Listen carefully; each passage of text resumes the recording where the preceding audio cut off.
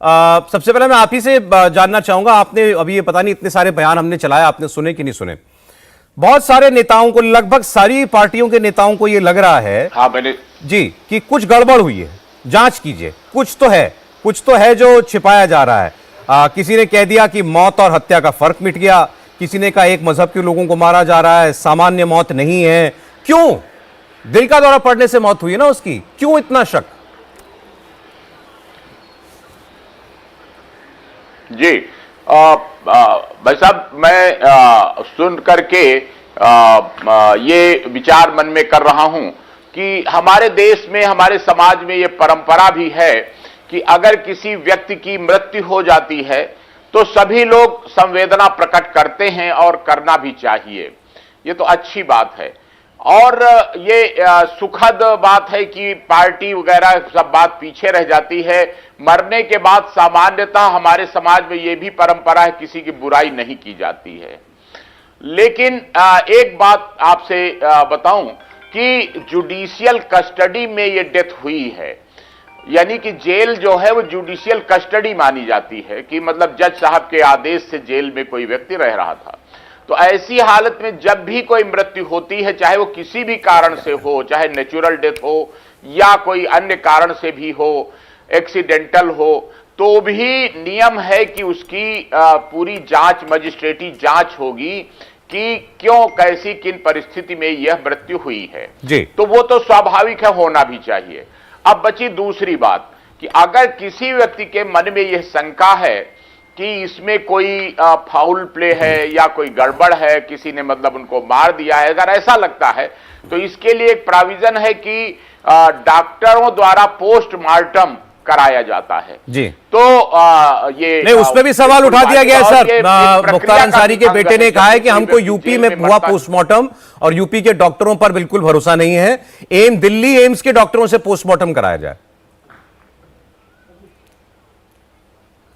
देखिए, परिवार के लोगों की ज्यादा सहानुभूति होना स्वाभाविक है, लेकिन जो भारत के दंड विधान में, क्रिमिनल प्रोसीजर कोड में और जो मेडिकल मैनुअल है उसके अनुसार ही शासन का काम चलता है।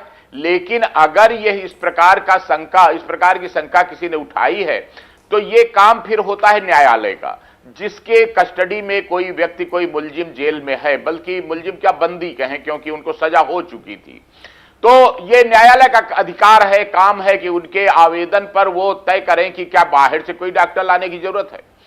अगर आदेश होता है तो वो भी जेल प्रशासन को, सरकार को करना होगा। जी, ठीक है। अब तीसरी बात पर आता हूं कि जो लोग इतनी सहानुभूति व्यक्त कर रहे हैं तो वो स्वाभाविक है कि मरने पर ऐसा करना स्वाभाविक है। लेकिन एक बात बताऊं कि सब लोग ये जानते हैं कि मुख्तार अंसारी का एक लंबा आपराधिक इतिहास रहा है, 65 से ज्यादा मुकदमे रहे हैं और ये भी सब लोग जानते हैं कि बहुत चर्चित केस, मतलब अब मुझे याद आता है कि मैं जब बनारस में तैनात था तो उस समय उसी समय के आगे पीछे की घटना थी। वहां वो पहुंचा तो मुझे बताया गया कि विश्व हिंदू परिषद के कोषाध्यक्ष नंदलाल रूंगटा, जी हाँ, रूंगटा साहब का अपहरण किया गया और अपहरण करके बोटी बोटी काट के संगम में, नदी में डाल दिया गया और सारे सबूत मिटा दिए गए और घर से दिन दहाड़े बुला के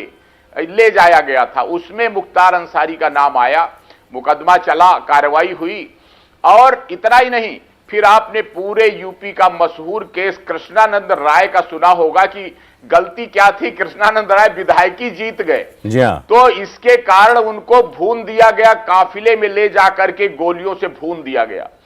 वो भी केस आपने सुना होगा, उसमें मुख्तार का नाम आया।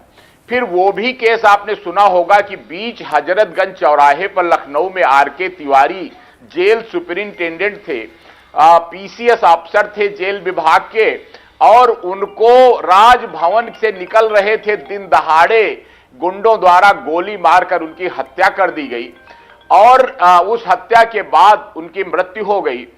तो एक दो नहीं, इस प्रकार की पूरे प्रदेश को दहला देने वाली घटनाएं मुख्तार के साथ जुड़ी हुई थी। तो ऐसे अब आपको और कई लोगों को ये दर्द महसूस होता है कि मुख्तार की मृत्यु हो गई, मार दिया गया क्या, लेकिन जब इस प्रकार का लंबा इतिहास हो तो वो सारी घटनाएं भी याद आ जाती हैं कि भाई ये क्या व्यक्ति वही थे जिनके नाम के साथ इतनी जिनके सजा हो चुकी थी, जिन्होंने, तब लगता है कि दूसरे की जान की कीमत कैसी होती है और जब अपने आदमी की जान जाती है या मौत होती है तो कैसा लगता है।